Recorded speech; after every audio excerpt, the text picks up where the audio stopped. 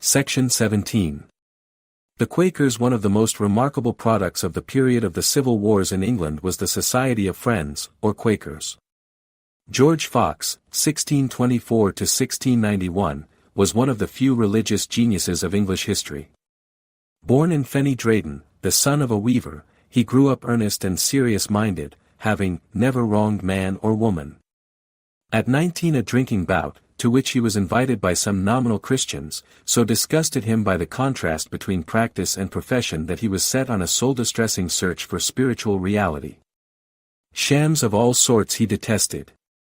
His early associates had been to some extent Baptist, and many of his later peculiarities are to be found among the Anabaptists of the continent or were represented by the irregular sects of the English Civil War period. These were but the outward trappings. His transforming and always central experience came to Fox in 1646. He felt that Christianity is not an outward profession, but an inner light by which Christ directly illuminates the believing soul.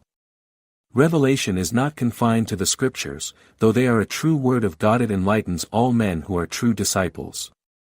The Spirit of God speaks directly through them, gives them their message, and quickens them for service. In 1647 Fox began his stormy ministry. Since God gives inner light where he will, the true ministry is that of any man or woman that he deigns to use. A professional ministry is to be rejected. The sacraments are inward and spiritual verities. The outward elements are not merely unnecessary but misleading. Oaths are a needless corroboration of the truthful word of a Christian. Servility in speech or behavior is a degradation of the true Christian respect of man to man. Artificial titles are to be rejected. Fox did not deny legal titles like king or judge. War is unlawful for a Christian. Slavery abhorrent. All Christianity to be true must express itself in a transformed, consecrated life. Such a protest as that of Fox against tendencies to confine all divine revelation to the Scriptures or to the fathers of early centuries was a wholesome and needed corrective to a one-sided interpretation of Christianity. Nor was its insistence on spiritual honesty less beneficial. The sincerity and spiritual earnestness of Fox's beliefs, his hatred of all that savored of formalism, and his demand for inward spiritual experience were immensely attractive forces. By 1652 the first Quaker community was gathered in Preston Patrick in northern England. 2 years later the Friends had spread to London, Bristol, and Norwich. Fox's most eminent early convert was Margaret Fell, 1614–1702, whom he married after she became a widow, and her home, Swarthmore Hall, furnished a headquarters for his preachers. In the circumstances of English life such a movement met with fierce opposition. Before 1661 no less than 3,179, including Fox himself, had suffered imprisonment.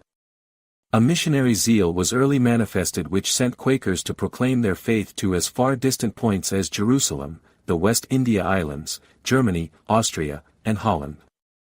In 1656, they entered Massachusetts, and by 1661 4 had been hanged.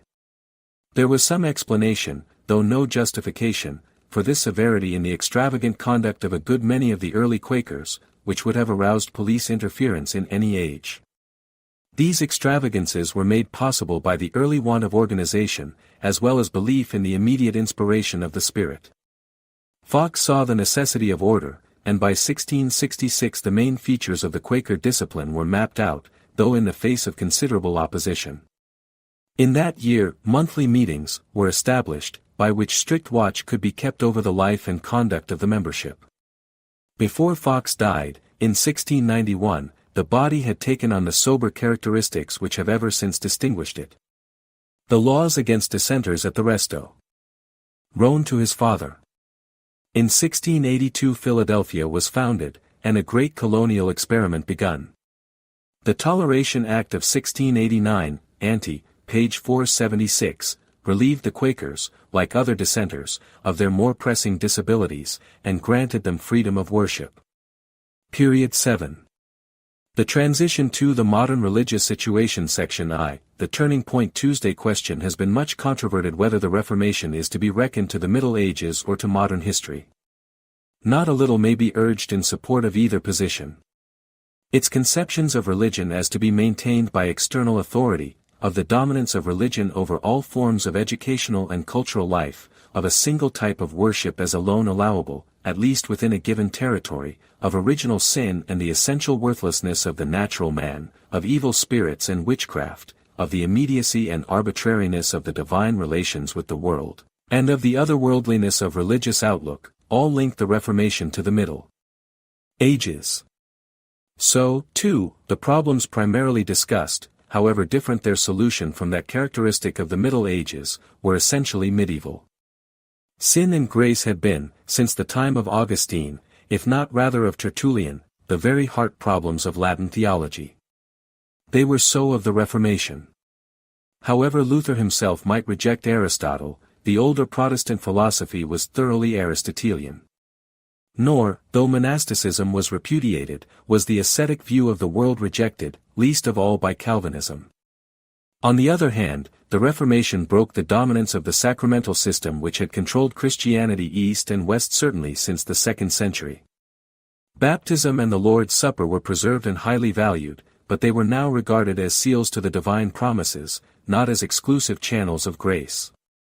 The Holy Spirit, who works when and how and where He will, uses them for His gracious purposes doubtless, but not to the exclusion of other means. Salvation is, therefore, a direct, individual, and personal relationship, wrought by God, bringing the soul into union with Him, needing no saintly or priestly intervention. Furthermore, man's relation to God is not one of debt and credit, of evil acts to be purged and merit to be acquired, but a state of reconciliation of which good works are the natural fruits. Nor was the Protestant estimate of the normal relations and occupations of life as the best fields for service to God a less radical departure from the Middle Ages. These characteristics link the Reformation with the modern world. Yet if one strikes a balance, and remembers, also, how largely the worldly tendencies of humanism were suppressed by the Reformation, the movement in its first century and a half must be reckoned in great measure a continuance of the Middle Ages. Though great religious bodies still use Reformation formulas, and bear names then originating, they no longer move in its atmosphere, but in various measure indeed in that of modern Christianity. To assign an exact line of demarcation for this change is impossible. The alteration was not due to a single leader or group of leaders. It has modified Christian thought very unequally.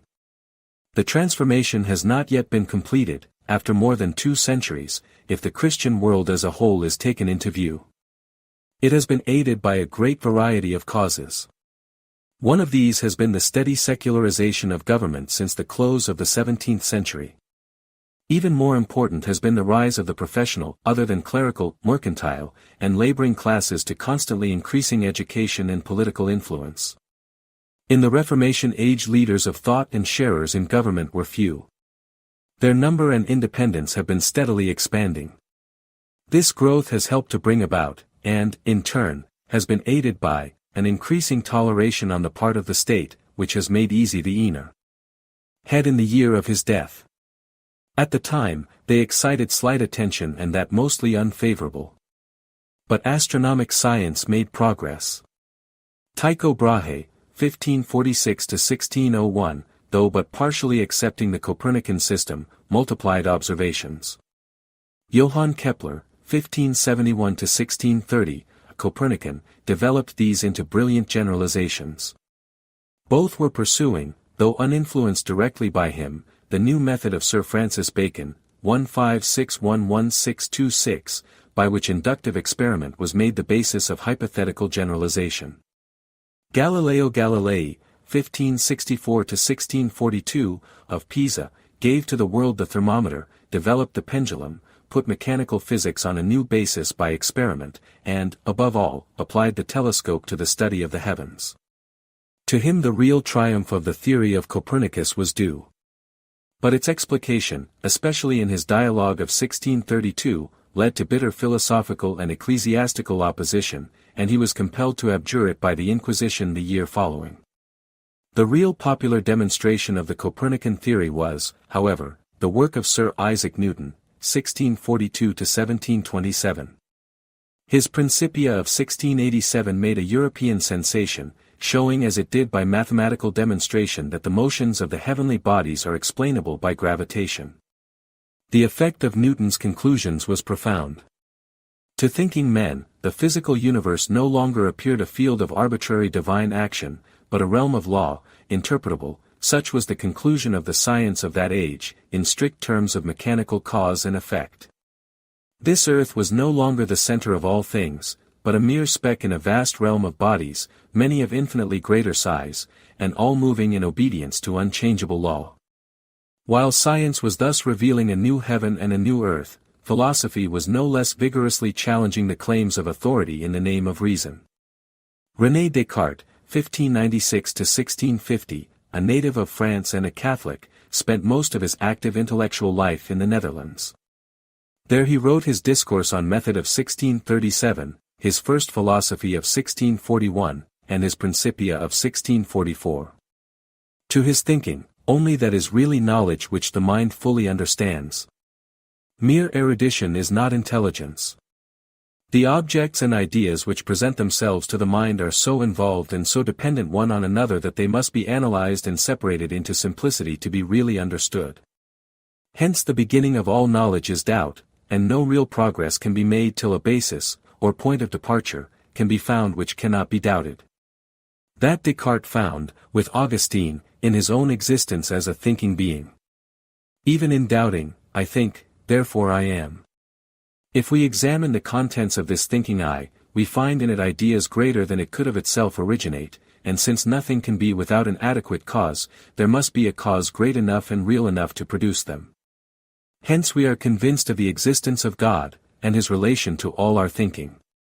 In God thought and being are united. Our ideas are true and godlike only as they are clear and distinct with a logical clarity like the demonstrations of geometry. Matter, though equally with mind having its source in God, is in all things the opposite of mind. In the last analysis it has only extension and the purely mechanical motion imparted to it by God. Hence animals are merely machines, and the relations between human bodies and minds cause Descartes great perplexities.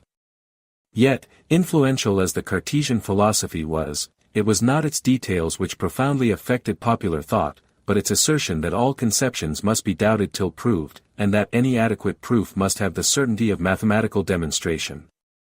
These two principles were to have momentous consequences. Much less influential in his own age though far more logical than their author in carrying Descartes' principles to their logical development, was the Netherlandish Hebrew, Baruch S. And clearer the consciousness, the nearer the monad approaches the divine. God is the original monad, to whose perception all things are clear. All ideas are wrapped up in the monad, are innate, and need to be drawn out to clearness. Here again is the characteristic test of truth, which Descartes and Spinoza had presented. No monad influences another, but all that seems mutual influence is the working of pre-established harmony, like perfect clocks pointing to the same hour. Nor do the aggregations of monads which constitute bodies really occupy space. Each monad is like a mathematical point, and time and space are simply the necessary aspects under which their groupings are perceived. God created the world to exhibit his perfection, and therefore, of all possible worlds, chose the best. What seems evil is imperfection, physical pain, and limitation, or moral wrong, which is nevertheless necessary in the sense that God could not have made a better world. Leibniz's answer was, therefore, that men know by the elucidation of their innate ideas. Very different was the answer given by the most influential English thinker of the close of the 17th and opening of the 18th centuries, John Locke, 1632–1704. In his famous essay concerning human understanding of 1690, Locke denied the existence of innate ideas. The mind is white paper, on which sensation writes its impressions, which the mind combines by reflection into ideas, and the combination of simple ideas gives rise to more complex ideas. Locke's purpose was to show that all that claims to be knowledge is justly subject to criticism as to its reasonableness judged by reason based on experience. Thus tested, he finds the existence of God demonstrated by the argument from cause and effect. Morality is equally demonstrable like the truths of mathematics. Religion must be essentially reasonable. It may be above reason beyond experience, but it cannot be contradictory to reason. These views Locke developed in his Reasonableness of Christianity of 1695. The scriptures contain a message beyond the power of unaided reason to attain, attested by miracles, but that message cannot be contrary to reason, nor could even a miracle attest anything essentially unreasonable. Hence, though sincerely Christian, Locke had little patience with mystery in religion. For him it was enough to acknowledge Jesus as the Messiah, and practice the moral virtues which he proclaimed, and which are in fundamental accord with the dictates of a reason which is hardly distinguishable from enlightened common sense. Locke was no less influential as an advocate of toleration and opponent of all compulsion in religion. Religion's only proper weapon is essential reasonableness. Nor was Locke less formative of political theory in England and America. He had indeed been preceded in this field, in various directions, by Grotius, 1583–1645, Hobbes, 1588–1679, and Pufendorf, 1632–1694. In his treatises on government of 1690 Locke urged that men have natural rights to life, liberty, and property. To secure these, government has been established by the consent of the governed. In such a state the will of the majority must rule, and when that will is not carried out, or fundamental rights are violated, the people have the right of revolution. The legislative and executive functions should be carefully discriminated. The legislative is the superior. However inadequate and fanciful this may be as a historic explanation of the origin of the state, its influence in the development of English and American political theory can hardly be overestimated. Of considerable significance in the theory of morals was the view developed by the Earl of Shaftesbury, 1671–1713, in his Characteristics of Men of 1711. Hobbes had attempted to find the basis of morality in man's constitution, but had discovered there nothing but pure selfishness. To Locke the basis which reason discovers is the law of God. Though entirely reasonable, morally. The theistic interpretation of conscience, a divinely implanted monitor and judge of conduct. Section 3. Deism and its opponents. Skepticism. Locke's test of truth was reasonableness, in the sense of conformity to common sense. He viewed morality as the prime content of religion.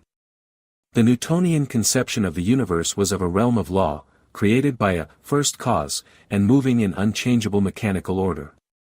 The new knowledge of foreign nations of long-established civilization and other religions like the Chinese, enlarged men's horizons and made familiar other than Christian culture. All these influences led to a radical departure in English religious thought, that known as deism. As early as 1624 Edward Herbert of Cherbury, 1583–1648, had enumerated the articles of belief alleged to constitute natural religion, held by all mankind in primitive unspoiled simplicity, as, God exists, he is to be worshipped, virtue is his true service, man must repent of wrongdoing, and there are rewards and punishments after death. To the later deists these seemed a statement of the content of natural, universal reasonable religion. In 1696 came John Toland's, 1670–1722, Christianity Not Mysterious. 1713 saw Anthony Collins's, 1676–1729, Discourse of Free Thinking. In 1730 was published Matthew Tyndall's, 1653–1733, Christianity as Old as Creation. In these works the main features of the deistic position were set forth. All that is acknowledged beyond or above reason is held on belief without proof. What is believed without proof is superstition. To be rid of superstition is to be free, hence the only rational thinker is a free thinker. The worst enemies of mankind are those who have held men in bondage to superstition, and the chief examples of these are priests of all sorts. All that is valuable in revelation had already been given men in natural reasonable religion, hence, Christianity, that is, all that is of worth in Christianity is, as old as creation. All that is obscure or above reason in so-called revelation is superstitious and worthless or worse. Miracles are no real witness to revelation, they are either superfluous, for all of value in that to which they witness reason already possesses, or they are an insult to the perfect workmanship of a Creator who has set this world running by most perfect mechanical laws and does not now interfere with its ongoing. Deism thus seemed to destroy all historic Christianity and authoritative revelation. It was widely denounced as atheism, yet destructive as it was, not justly. In the thought of its advocates it was a rescue of religion from bondage to the superstitious and a return to primitive rational simplicity and purity. From a modern standpoint the weakness of deism is evident. Its primitive universal, rational religion is as much a figment of the imagination as the primitive unspoiled social and political state of the unspoiled child of nature so dear to the 18th century. Its assertion that, whatever is, that is, whatever is natural, is right, is shallow optimism. It had no sense of the actual facts of the historic religious development of the race. Its God was afar off, a being who once for all established certain religious principles, essentially rules of morality, and set a wonderfully contrived mechanical world in motion with which he has nothing now to do. Its merit was that it forced consideration of the fundamental reasonableness and moral worthiness of religious claims. So to criticize and to estimate it is to measure it by a standard entirely foreign to its age. Neither its supporters nor its critics could have viewed it from the standpoint here indicated. Deism called out many replies, and the chief proof of its power is that, relatively mediocre men as most of the deists were, most of its opponents attempted to meet it by rational argument, often admitting a considerable share of its method, though not its results. Some few met it by a flat denial of other knowledge of what is called matter but an impression in our minds, and since like can only affect like, our minds must be affected only by other minds. Since ideas are universal and constant, they must be the product in our minds of a universal, eternal, and constantly working mind. Such a mind is God, and to him all our ideas are due. But ideas exist not merely subjectively in our minds. In some sense what we call nature is a range of ideas in the divine mind, impressed in a definite and constant order on our minds, though their reality to us is only in our perception of them in our own minds. By thus denying the reality of matter Berkeley would destroy that whole conception of the world as a huge mechanism, a magnified watch made once for all by an all-wise maker, who has nothing now to do with its ongoing, which deism had held. For it he would substitute a universal constant divine spiritual activity.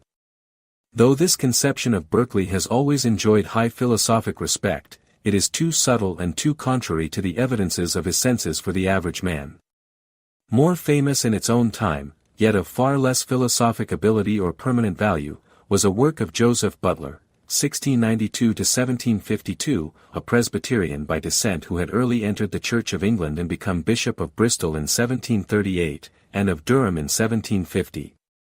His Analogy of Religion of 1736 was a work of immense labor, candor, and care. In answer to the deists he starts from the premises, held equally by the deists and their opponents, that God exists, that nature moves in a uniform course, and that human knowledge is limited. God is admittedly the author of nature. If the same difficulties can be raised against the course of nature as against revelation, the probability is that both have the same author. Their positive resemblances also lead to the same conclusion. Immortality is at least strongly probable. As present happiness or misery depend on conduct, it is probable that future will also. Every man is now in a state of probation as regards his use of this life. It is probable that he is also now on probation as to his future destiny. Our limited knowledge of nature does not warrant a declaration that revelation is improbable, much less impossible, and whether there has actually been a revelation is a historic question to be tested by its attestation by miracles and fulfillment of prophecy. Believed widely in its time an unanswerable answer to deism, and as such long required in English and American universities, Butler's cautious balance of probabilities utterly fails to meet modern questions, and has been well criticized as raising more doubts than it answers. Its most attractive feature is its moral fervor in its exaltation of the divine regnancy of conscience over human action. A noteworthy attack alike on deism and on much of the current defenses of Christianity against it was made by the acutest British philosopher of the 18th century, David Hume, 1711–1776. Born in Edinburgh, he died in that city. He lived in France for some years, saw some public employment, wrote a popular but highly Tory history of England, and won deserved fame as a political economist. During his last years he was regarded as the friendly, kindly head of the literary and intellectual circles of his native city. His philosophical system was ably set forth in his Treatise of Human Nature of 1739, but this rather youthful publication attracted little notice.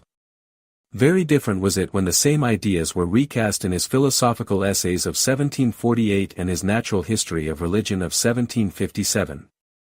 Philosophically, Hume was one of the keenest of reasoners, standing on the basis of Locke, but with radical and destructive criticism of Locke's theories and with most thoroughgoing religious skepticism. Experience gives us all our knowledge, but we receive it as isolated impressions and ideas. All connection between our mental impressions as related by cause and effect, or as united. Guion of nature which deists claimed. Most of Hume's criticisms were too subtle and too radical to be very fully understood by either deists or their orthodox opponents in his day, against whom they were equally directed. Hume's greatest sensation was his criticism of miracles, then looked upon as the main defense of revelation and Christianity. His argument was twofold. Experience is the source of all our knowledge.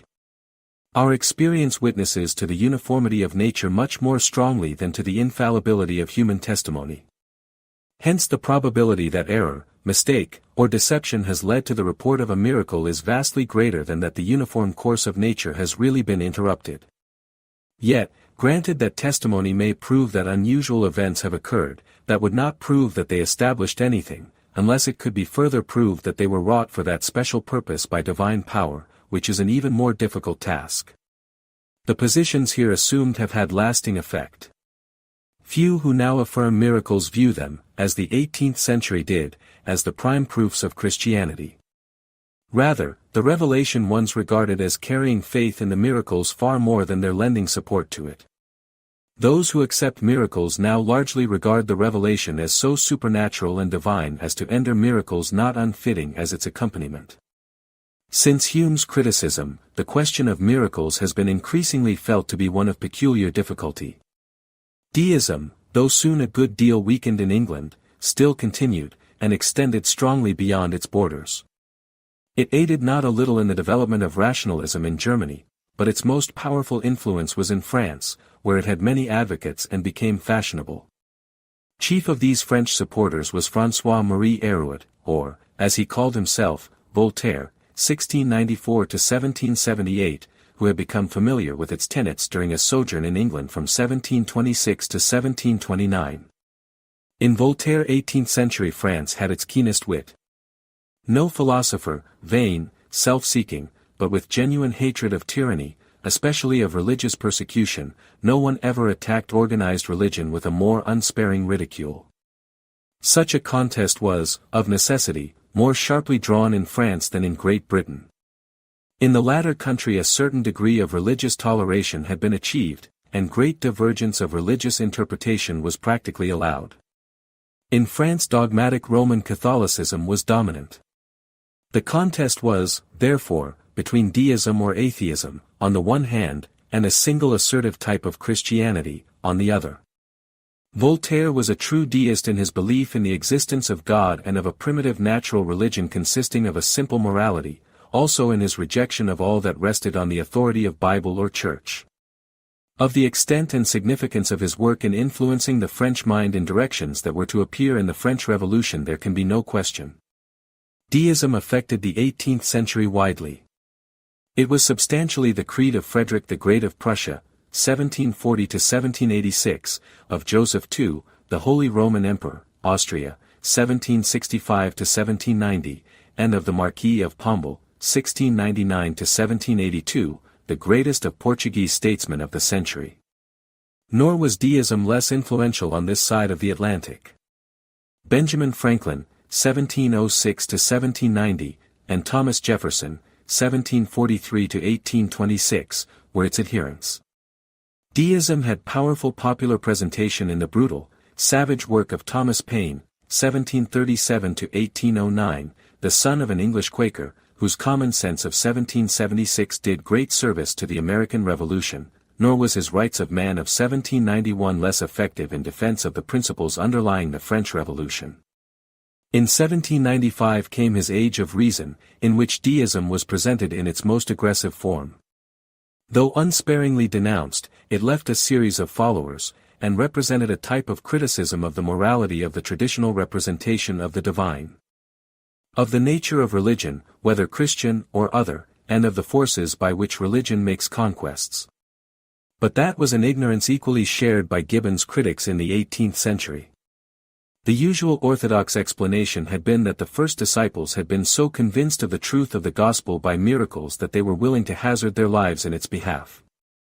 The excitement roused by Gibbon's rather superficial explanation was that it supplied other causes, less directly supernatural, for the spread of Christianity. Its one permanent result was to aid, with other influences, toward the historical investigation of the scriptures and Christian origins, which was to be so largely the work of the 19th century. The general attitude of the period, and also the general rationalizing of even Orthodox Christian presentation in England, at the close of the 18th century is best illustrated in the work of William Paley, 1743–1805. His view of the Evidences of Christianity of 1794 and Natural Theology OT 1802 were written with remarkable clearness of style and cogency of reasoning, and long enjoyed high popularity. From a watch, he argues, we infer a maker, so from the wonderful adaptation of the human body, the eye, the hand, the muscles, we infer an almighty designer. These arguments, therefore, prove the existence of God. God has made his will the rule of human action and revealed it to men. The purpose of revelation is the proof of a future state of rewards and punishments. That revelation was given by Christ, and its convincing force to the first disciples was in the miracles by which it was accompanied. They who acted and suffered in the cause acted and suffered for the miracles. Paley then proceeds to definition. Virtue is the doing good to mankind, in obedience to the will of God, and for the sake of everlasting happiness. This prudential and self-regarding estimate of virtue is characteristic of Paley's age, as were his emphases on the evidential character of miracles and on a mechanical demonstration of the divine existence which the theory of evolution has since largely robbed of force. Yet it is pleasant to note that Paley's thought of doing good to mankind led him to strenuous opposition to human slavery. Section 4. English Unitarianism. It has already been pointed out that on the continent anti-Trinitarian views were represented by some Anabaptists, Ante, page 369, and by the Socinians, Ante, pages 451–453. Both types penetrated into England. Under Elizabeth, Arian Baptists from the Netherlands were burned in 1575. Under James I, Bartholomew Leggett and Edward Whiteman, of similar views, have the distinction in 1612 of being the last Englishmen burned for their faith. With the controversies of the Civil War period, anti-Trinitarian views became more evident. In John Biddle, 1615–1662, an Oxford graduate, Socinianism had a more learned representative, who suffered much imprisonment. The great Puritan poet, John Milton, 1608–1674, inclined to Arianism in his later years. Biddle's chief convert was Thomas Firmin, 1632–1697, a London layman, who furthered the publication of anti-Trinitarian tracts. With the dawn of the 18th century, with its rationalizing impulses both in orthodox and deistic circles, and its inclination to see in morality the essence of religion, these anti-Trinitarian tendencies were greatly strengthened. The Presbyterian minister Thomas Emlyn, 1663–1741, published his widely read Inquiry into the Scripture account of Jesus Christ in 1702.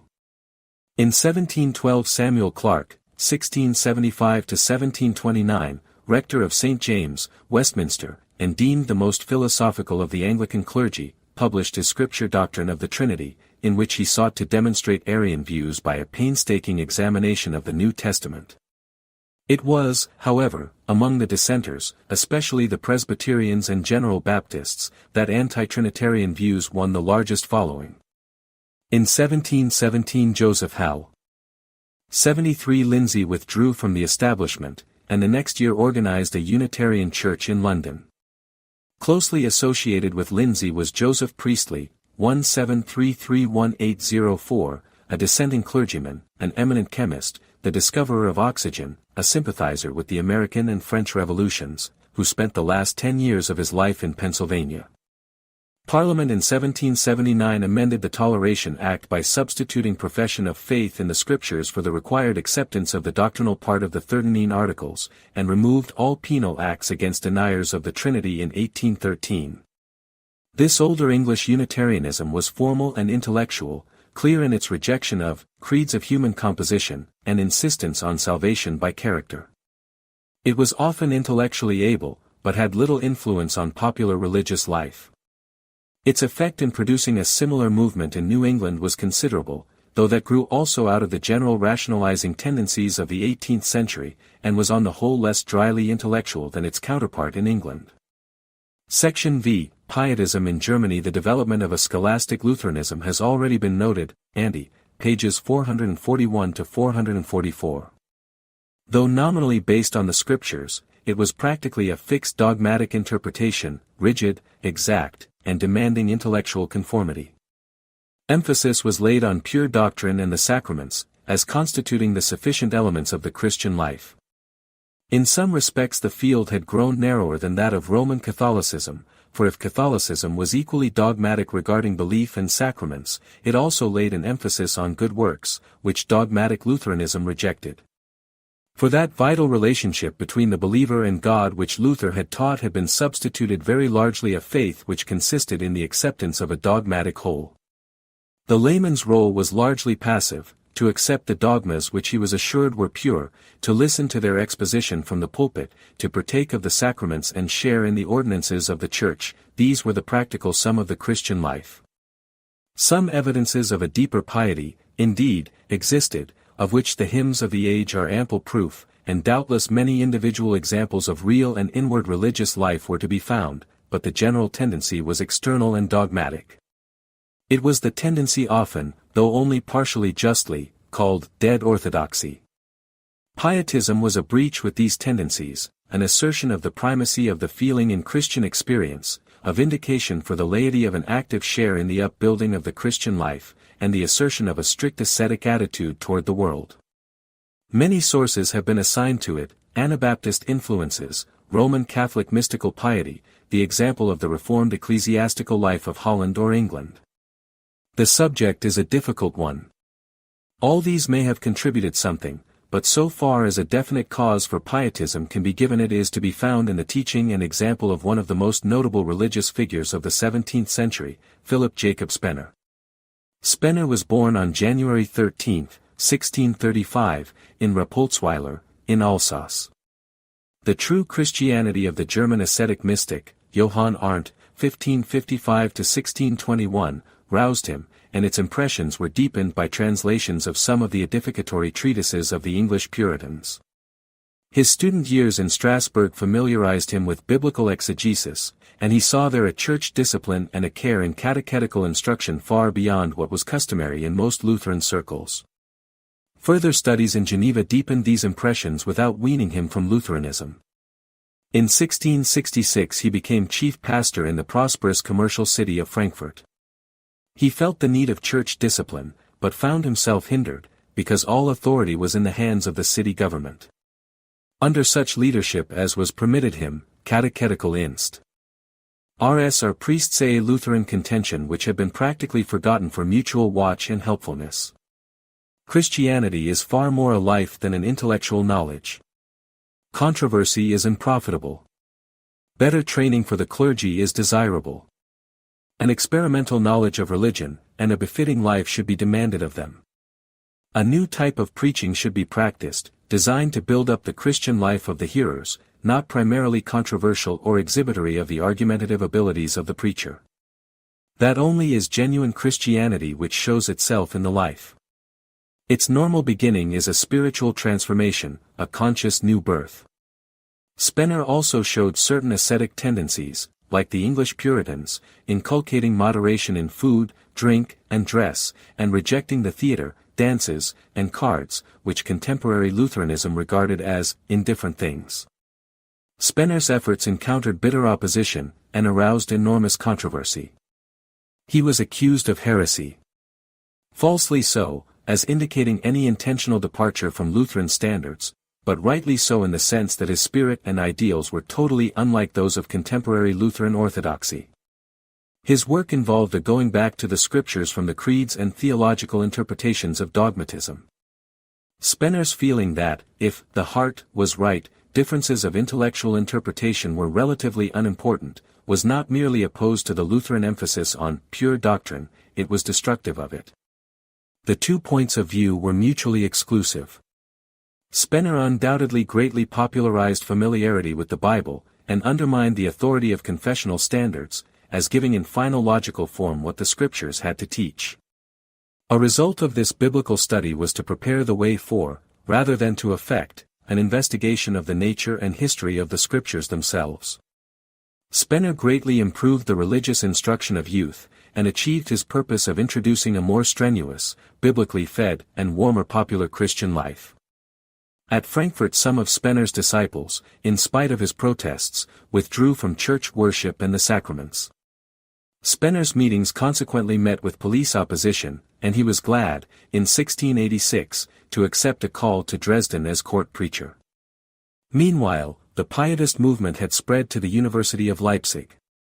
In 1686 one of the younger instructors, August Hermann Frank, 1663–1727, and a few associates, founded their Collegium Philobiblicum for the study of the scriptures. Its members were at first instructors, its method scientific, and it had the approval of the university authorities. But in 1687 Frank experienced what he regarded as a divine new birth while in Lineberg and engaged in writing a sermon on John 20%. A couple of months' stay with Spener, in Dresden, completed his acceptance of Pietism. In 1689 Frank was back in Leipzig, lecturing to the students and to the townspeople with great following. Leipzig was soon in a good deal of turmoil. An electoral edict soon forbade the meeting of citizens in conventicles. Undoubtedly Frank's lectures led some students to neglect other studies and to assume a critical attitude. Under the leadership of the Leipzig professor of theology, Johann Benedict Karpsov, 1639–1699, the university authorities limited Frank's work. Karpsov became one of the most unwearied of Spener's opponents. Frank's position became so uncomfortable that he was glad, in 1690, to accept a call to Erfurt as deacon. Meanwhile Spener's path in Dresden was not easy. The Saxon clergy looked upon him as a stranger, the 2 Saxon universities, Leipzig and Wittenberg, opposed him. His meetings for spiritual upbuilding developed criticism. The elector, John George III, 1647–1691, took offense at Spener's pastoral reproof of his drunkenness. When, therefore, an invitation to Berlin came from the Elector of Brandenburg, Frederick II, 1688. The persecution of the Pietists, and had done his utmost to aid Frank in the contest with the Leipzig authorities. The Elector of Brandenburg, long desirous of having a university of his own, improved the exile of Thomasius to found a university in Halle, in 1691, which was formally opened in 1694, and in which Thomasius was to lead the faculty of law till his death. Meanwhile Frank had many difficulties in Erfurt. His energetic introduction of pietistic measures roused the opposition of the clergy of the city. Karpsov's hostility pursued him, and in 1691 he was expelled by the authorities. Spener now procured for him from the elector appointment to a professorship in Halle, and the pastorate of the neighboring village of Glatsch, and also the appointment of colleagues of pietistic sympathies. From the first Frank dominated the theological methods and instruction in Halle, though he did not become formally a member of the theological faculty till 1698. Till his death, in 1727, Frank made and kept Halle a center of pietism. Frank was a man of unbounded energy and organizing genius. His parish of Glatsch was a model of pastoral faithfulness. His lectures in the university were largely exegetically and experiential, and his combination of the classroom and parish practice was highly helpful for his students. In 1695 he began a school for poor children, and such was its fame that children from outside were offered to him in such numbers that in 1696 he established his famous fitting school, the Pedagogium. To these, in 1697, he added a Latin school. These educational foundations were soon renowned, and all were managed in the spirit of pietism. At his death 2,200 children were under instruction. In 1698 he established his famous orphan house, which numbered 134 inmates when he died. All these foundations, most of which have continued to the present, were begun almost without means, and Frank sincerely believed were maintained in answer to prayer. Gifts flowed in from all parts of Germany. Without doubting Frank's faith, it is but just to note that he understood the art of honorable publicity, and of enlisting friends. The number of nobles who were patrons of his foundations was really remarkable. One further foundation may be called almost his own. That was the Bible Institute, established in 1710 by his friend, Karl Hildebrand, Freiherr von Canstein, 1667–1719, for the publication of the scriptures and their circulation in inexpensive form. The Institute has done a noble work to the present day. One notable feature of these activities in Halle was the zeal for missions there aroused. At a time when Protestants generally still failed to recognize the missionary obligation, Frank and his associates were awake to it.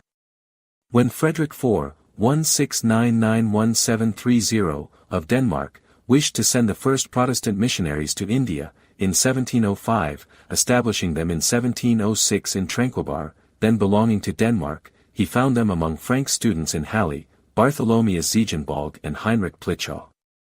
During the 18th century not less than 60 foreign missionaries went forth from the University of Halle and its associated foundations, of whom the most famous was Christian Friedrich Schwartz, 1726–1798, who labored, from 1750 to his death, in India. Certainly Frank's name deserves high place on the roll of missionary leadership. By the time of Frank's death, in 1727, Pietism had passed its high-water mark. It produced no further leaders equal in ability to Spener and Frank. It continued to spread in Germany, notably in Württemberg. A statistical estimate is difficult, as Pietists did not separate from the Lutheran churches, but Pietism undoubtedly affected Germany very widely and for good. It fostered a more vital type of piety. It greatly improved the spiritual quality of the ministry, preaching, and the Christian training of the young. It increased the share of the laity in N.D. of Spener, for a short time a professor in Gießen, and thenceforward living in comparative retirement in Quedlinburg. Since the Reformation church history had been polemic and had regarded all thinkers as to be rejected whom the church of their own age rejected. In his Unpartwische Kirchen und Ketzer history of 1699 and 1700 Arnold introduced a new conception. He had read much of the ancient heretics. No man is to be deemed a heretic because his own age so deemed him. He is to be judged on his own merits, and even the views of so-called heretics have their place in the history of Christian thought. As is always a danger to a man who has conceived a fruitful idea, Arnold pushed his interpretation rather to the conclusion that there had been more truth with the heretics than with the orthodox. Yet he gave to church history a forward step of decided importance. Section 6. Zinzendorf and Moravianism. One of the most notable results of the Pietistic awakening, though far from approved by the Pietists in general, was the reconstitution of the Moravian Brethren, under the leadership of Zinzendorf. Nicholas Ludwig, Graf von Zinzendorf, was born in Dresden, on May 26, 1700. His father was a high official of the Saxon electoral court and a friend of Spener. Zinzendorf's father died shortly after his son's birth, the mother married again, and the boy was brought up, rather solitary and introspective, by his grandmother, the pietistic Catherine von Gersdorf. Even as a boy he was marked by the two traits which always characterized his religious life: passionate personal devotion to Christ and the conviction that God is only known as Christ, at least in Christianity. From the time he was 10 till his 17th year he studied in Frank's Pedagogium in Halle. Its rigor repelled him, but he gradually came to appreciate Frank's zeal, and his religious nature was quickened in 1715 in connection with his first communion. The insistence of his family that he should enter public employment sent him to Wittenberg from 1716 to 1719 to study law. Though a decided pietist, his experiences in Wittenberg gave him a kindlier feeling than before toward Orthodox Lutheranism. In 1719 and 1720 he took a long journey to Holland and France, forming the acquaintance of many distinguished men, and making his religious principles clearly, though tactfully, evident. On his return journey through Castell he fell in love with his cousin, but he thought Graf Heinrich X19, of Reuss, a more favored suitor, and resigned his pretensions, believing that God thereby had indicated some work for him to do. He ultimately married, in 1722, Graf Heinrich's sister, Erdmute Dorothea, who made him a most sympathetic wife. The wishes of his relatives led him to enter the electoral service in Dresden in 1721. Yet he was primarily interested in cultivating the heart religion, in the pietistic sense, among his friends in Dresden, and even more on his estate of Berthelsdorf, about 70 miles east of Dresden, where as patron he appointed his like-minded friend, Johann Andreas Roth, to the pastorate. Here in wholly unlooked-for fashion his life-work was to meet him. The old Hussite Church of Bohemia had fallen on evil days. Part had found refuge in Poland, where it had long maintained its episcopal constitution, but finding the difficulties increasing, had preserved it by persuading Frederick III's Calvinistic court preacher in Berlin, Daniel Ernst Jablonski, of the Polish Hussite Church by ancestry and training, to accept ordination to the bishopric in 1699.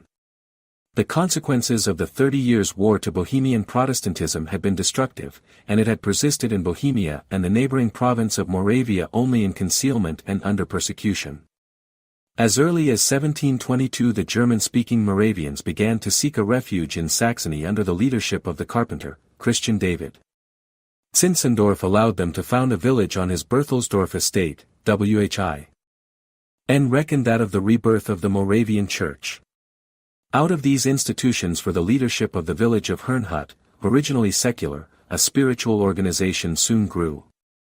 An executive committee of 4 developed from the eldership, and by 1730 was regarded as exercising ministerial functions.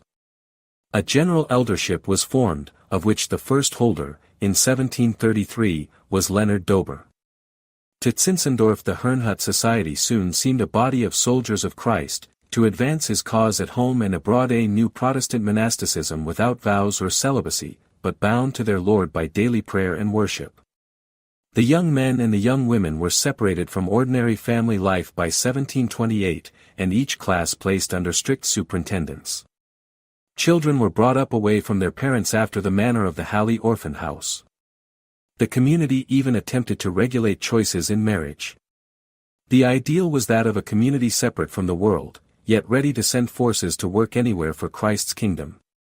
Yet 2 tendencies confused this development.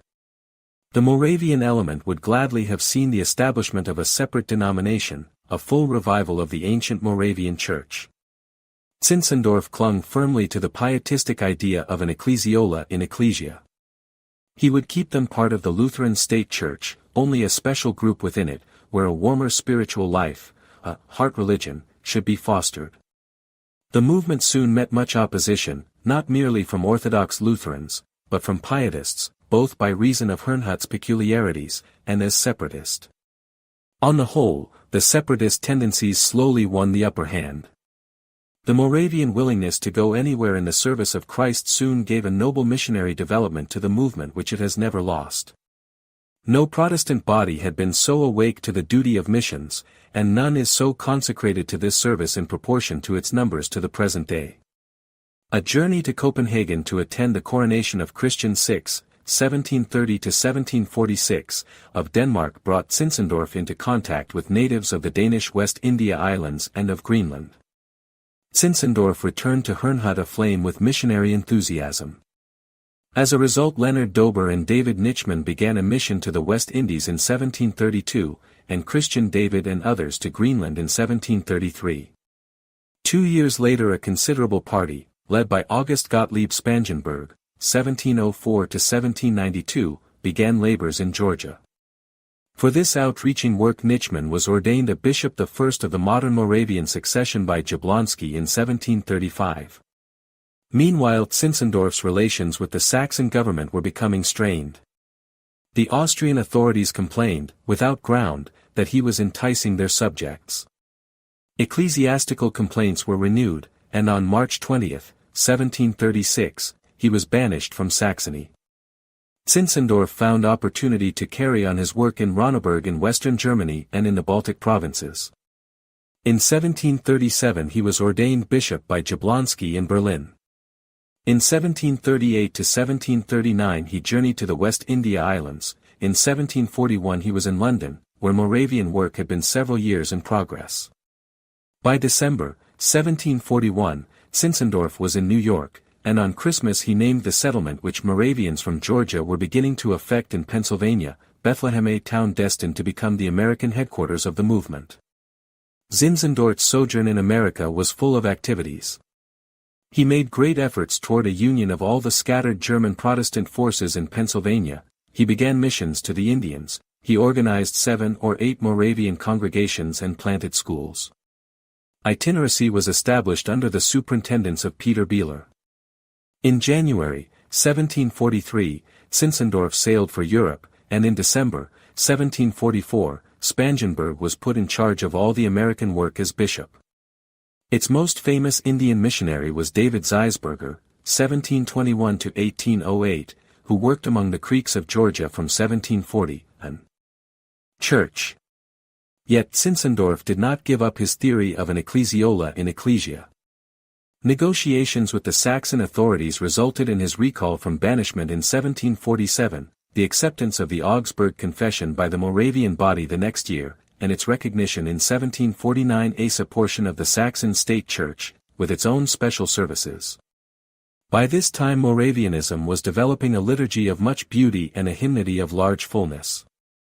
During the time of his banishment Zinzendorf and some of the Moravians developed certain theological and cultural peculiar ties that were the source of deserved criticism. His emphasis on relation to Christ as the heart of religion took on sometimes a sentimental expression in word and hymn. Since Christ, to his thinking, was the Creator, our relation to God the Father is as to the Father of Christ. Since the Holy Spirit affects the new birth, the designation, Mother, seemed to him appropriate. Zinzendorf always made much of the sufferings of Christ, and brought Christian experience into connection with his wounds in a way that was at once fanciful and sentimental. Peculiarly was this the case with his wounded side. Zinzendorf pictured the church as drawn from the side of Christ as Eve from that of Adam. Zinzendorf's insistence that Christians must become as little children to enter the kingdom of God led to much puerility of expression. These peculiarities were at the height of their manifestation between 1747 and 1749, but in large measure they corrected themselves. This period was called by the Moravians themselves, the sifting time. Zinzendorf himself ultimately largely turned away from them. Yet, at the most, they must be regarded as but blemishes on the character of one who could say of his devotion to Christ, as few can, I have one passion. It is He. Zinzendorf's life from 1749 to 1755 was spent mostly in England. His property had been spent unstintedly for the Moravians, and he now found himself almost bankrupt. His debts were assumed, as was fitting, by the Moravian body, and gradually discharged. This financial need led to a growth in Moravian constitutional development. A collegiate directorate was established, which soon became a board of control, by which Moravian affairs were superintended, and the taxes paid by the several congregations soon led to their representation in a general synod, meeting at regular intervals. Zinzendorf's last few years were spent chiefly in pastoral activities. His strength had been lavishly spent, and he was bereaved of his wife and only son. On May 9, 1760, he died in Herrnhut. The Moravian Church, which Zinzendorf had done so much to renew and inspire, was firmly grounded, so that his death made no serious breach. It was fortunate, however, that its practical leadership fell to Spangenberg, who was called back from America to Herrnhut in 1762, and continued his guidance to his death, 30 years later. Not a man of genius and enthusiasm like Zinzendorf, he was marked by equal devotion, great practical sense, and high organizing abilities. Under his strong, wise guidance Moravianism strengthened and grew, its criticized peculiarities were generally discarded. His work was quiet and unpicturesque but wholly useful. The Moravian Church took its accredited place among the families of Christendom. It gained increasing goodwill in Germany, though sufficient of Zinzendorf's ecclesiole and ecclesia remained to prevent a rapid numerical growth in that land. Section 7. Wesley and Methodism. The condition of religion in England in the early part of the 18th century has already been described, Andy, pages 485, 491. The end of the struggles of the 17th century had been marked by a general spiritual lethargy in the establishment and among dissenters alike.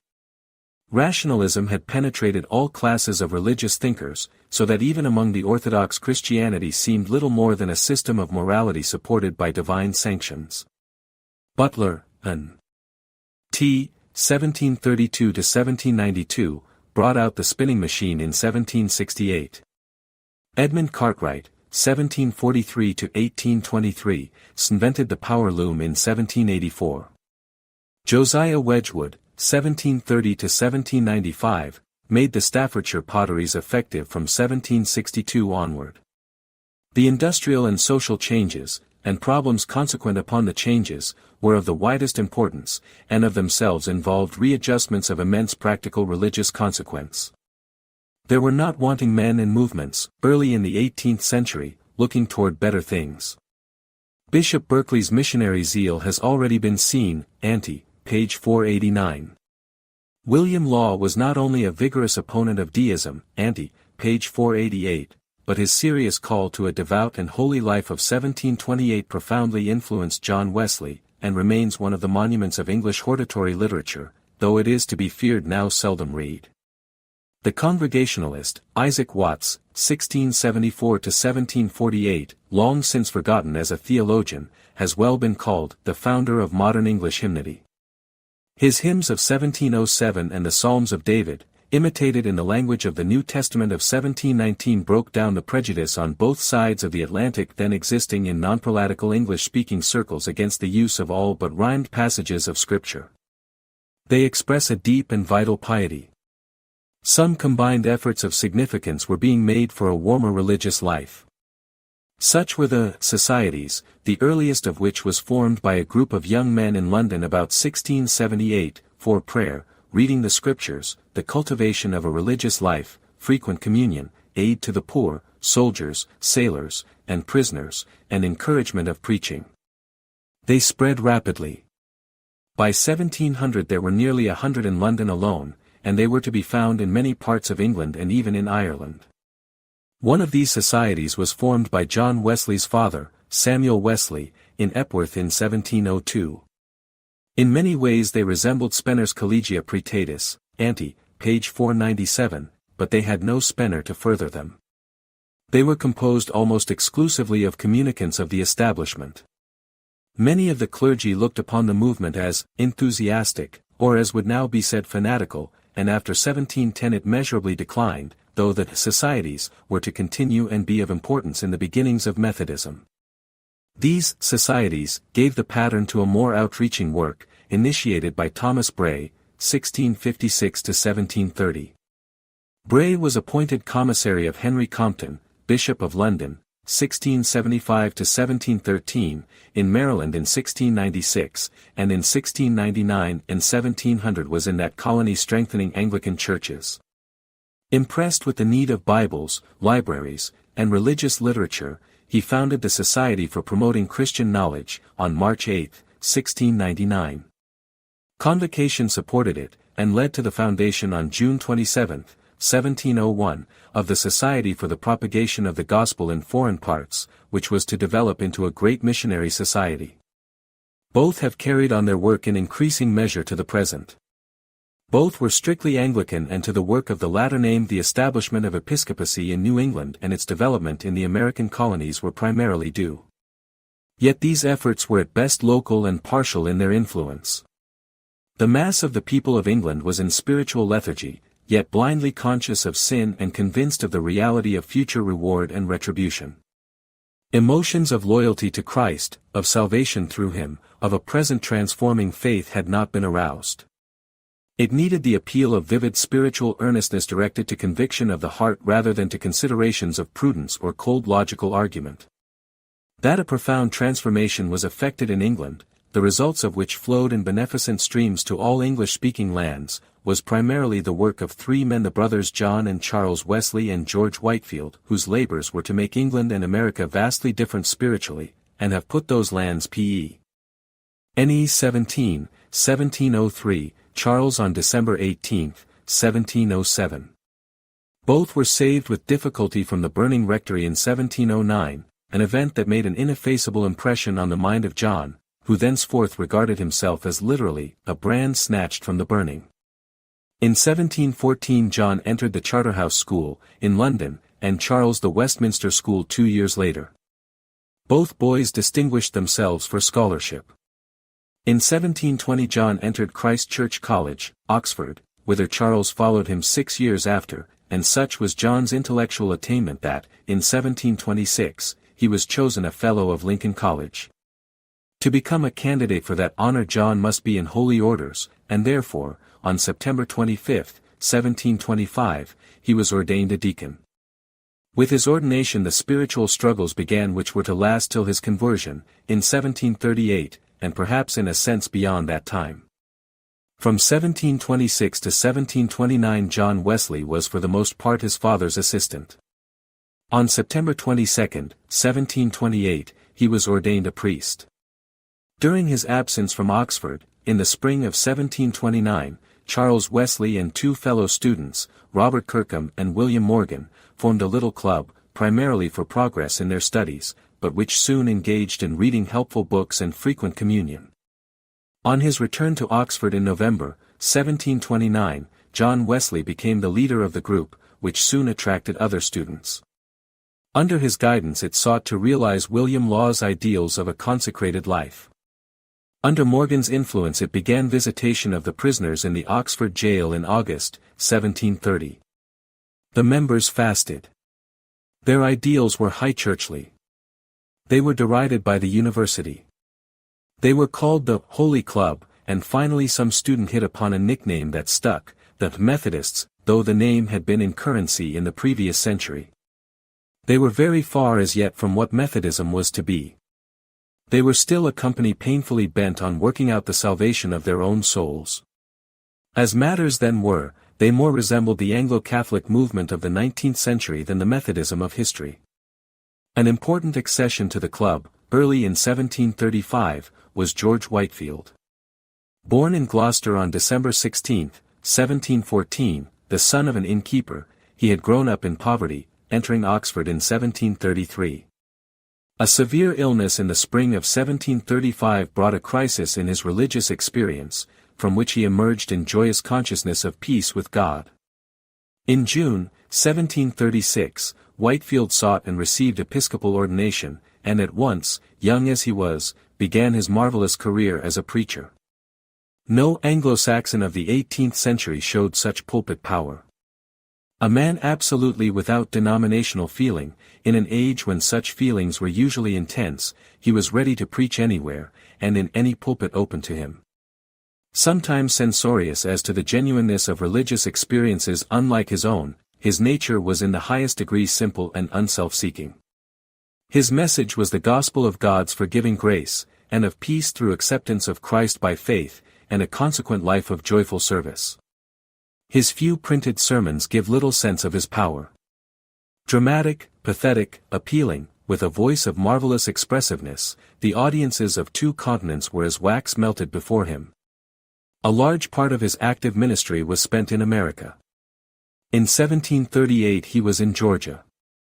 In 1739 he was back in America, and his preaching in New England in 1740 was accompanied by the greatest spiritual upheaval ever there witnessed, the Great Awakening, nor was his success less in the Middle Colonies, though there and in New England there was great division of feeling as to the permanent spiritual value of his work. The years 1744 to 1748 saw him again on this side of the Atlantic, once more in 1751 and 1752, again in 1754 and 1755. His 6th visit was from 1763 to 1765. In 1769 he came for his last preaching tour, and died in Newburyport, Massachusetts, on September 30, 1770. Cheerful courage of this company in a storm convinced John Wesley that the Moravians had a trust in God that was not yet his. From them he learned much. Soon after reaching Savannah he met Spangenberg, ante, pages 504 to 506, who asked him the embarrassing question, "Do you know Jesus Christ?" Wesley answered, "I know he is the Savior of the world." Spangenberg responded, "True, but do you know he has saved you?" For the Wesley's labors in Georgia were strenuous, yet most unsuccessful. Charles Wesley returned home in disgust and ill health in 1736. John continued. He showed his marvelous linguistic abilities by conducting services in German, French, and Italian. In May, 1737, he founded a little society in Savannah for cultivating the warmer religious life. He worked indefatigably, yet with little peace of mind or comfort to others. He was a punctilious high churchman. He lacked tact.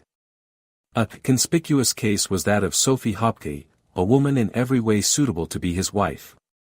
He gave her and her friends every encouragement to believe his intentions earnest, but he seesawed up and down between clerical celibacy and possible matrimony.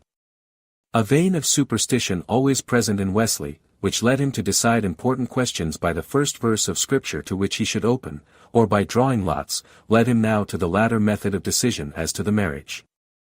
The lot fell adverse, and Wesley naturally aroused the resentment of the young woman and of her relatives. In a pique she married hastily another suitor. The husband objected to her continuance in attendance on Wesley's intimate religious discussions. Wesley now felt that she was not making proper preparation for communion, and refused her the sacrament. No wonder her friends charged that this was the act of a disgruntled suitor. Wesley's influence in Georgia was at an end. Suits were started against him. He decided to leave the colony for home. On February 1, 1738, John Wesley was back in England. As on his outward voyage, he had feared death. In his bitterness of disappointment he could only say, "I have a fair summer religion." Yet he was a preacher of marked power, he had labored unsparingly. He had made a good many mistakes, but they were not those which show lack of Christian consecration. Fortunately for their distressed state of mind, within a week of John Wesley's return both brothers were in familiar intercourse with a Moravian, Peter Baller, delayed in London till May on his way to Georgia. Beeler taught a complete self-surrendering faith, an instantaneous conversion, and a joy in believing. But though before sailing Beeler organized a society, later to be known as the Fetter Lane Society, of which John Wesley was one of the original members, neither brother was as yet at peace. That experience, his conversion, came to Charles Wesley, then suffering from a serious illness, on May 21, 1738.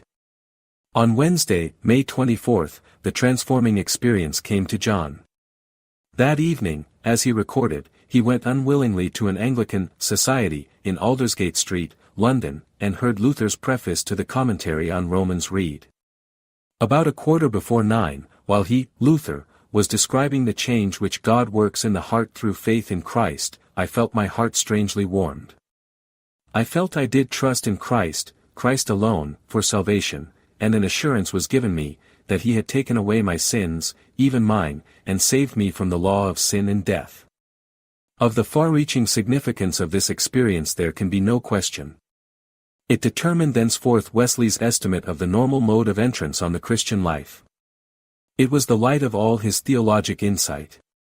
Yet it was in some measure gradually, even after it, and by preaching and observing a similar work in others and by communion with God, that he entered into full freedom from fear and complete joy in believing.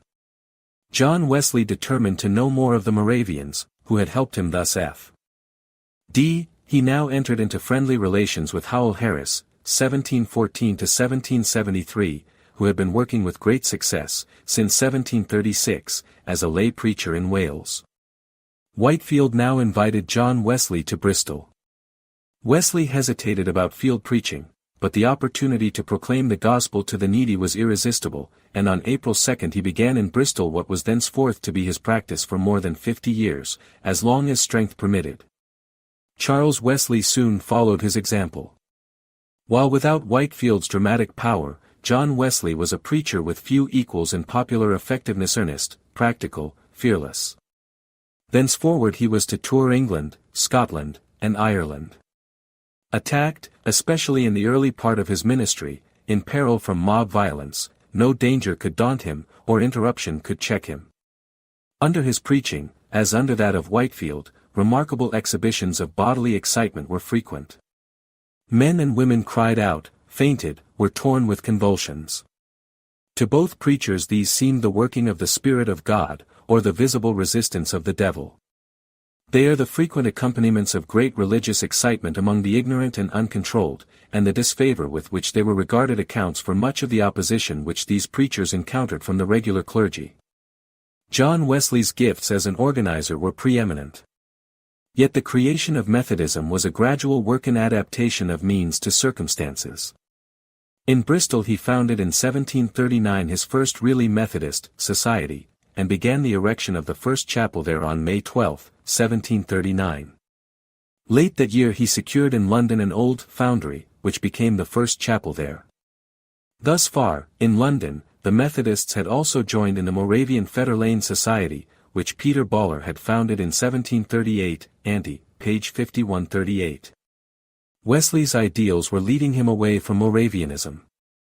This separation was increased when, in October, 1739, Philip Heinrich Mulder, just come from Zinzendorf, asserted in Fetter Lane, that if any man had doubts he had no true faith, and should absent himself from the sacred =Mence and prayer, awaiting in silence till God should renew his religious hope. Such teaching found little sympathy from Wesley's strenuous activity. The Fetter Lane Society was divided. Wesley and his friends withdrew and founded a purely Methodist, United Society, in the Foundry, on July 23, 1740. Wesley continued on friendly terms with some of the Moravians, but thenceforth the movements were independent of each other. Wesley had no desire or intention of breaking with the Church of England. He did not, therefore, found churches, but took up into service the device of the long-existing, religious societies, but these should now consist only of converted persons. These societies were from the first divided into bands, or groups, within the society, for mutual cultivation of the Christian life. This was a Moravian device, but experience soon showed Wesley something more efficient. Soon after the Bristol Society was formed, Wesley hit on the plan of giving society tickets to those whom he found sufficiently grounded to be full members, and receiving others on trial. These tickets were renewable quarterly, and furnished a ready means of sifting the society. The debt on the Bristol chapel led to a yet more important arrangement. On February 15, 1742, the members were divided into classes of about 12 persons, each under a class leader, charged to collect a penny weekly from each member. This system was introduced in London on March 25. Its advantages for spiritual oversight and mutual watch were soon even more apparent than its financial merits. It soon became one of the characteristic features of Methodism, though the older bands also long continued. Wesley would have preferred to have all preaching by ordained men, but few of the clergy were sympathetic with the movement. A lay preacher, Joseph H. Development of his lay preachers and secured study as far as possible. He tried in vain to obtain episcopal ordination for them, but would not allow the sacraments to be administered by unordained men. While Wesley stood theologically on the common basis of evangelical doctrinal tradition and regarded his societies as part of the Church of England, two disputes led to considerable controversy. One was regarding perfection. Wesley believed it possible for a Christian to attain right ruling motives, love to God and to his neighbor, and that such attainment would free from sin. To Wesley's cautious and sober judgment this was an aim rather than a frequently completed achievement, however it may have appeared to some of his followers. No man was ever more positive than he that salvation evidences itself in a life of active, strenuous obedience to the will of God. A second dispute was regarding predestination. Wesley, like the Church of England generally of his time, was Arminian, but he had derived a special parental hostility to Calvinism, which seemed to him paralyzing to moral effort. Whitefield was Calvinistic. A hot interchange of letters took place between the two evangelists in 1740 and 1741. Their good personal relations were soon restored in large measure.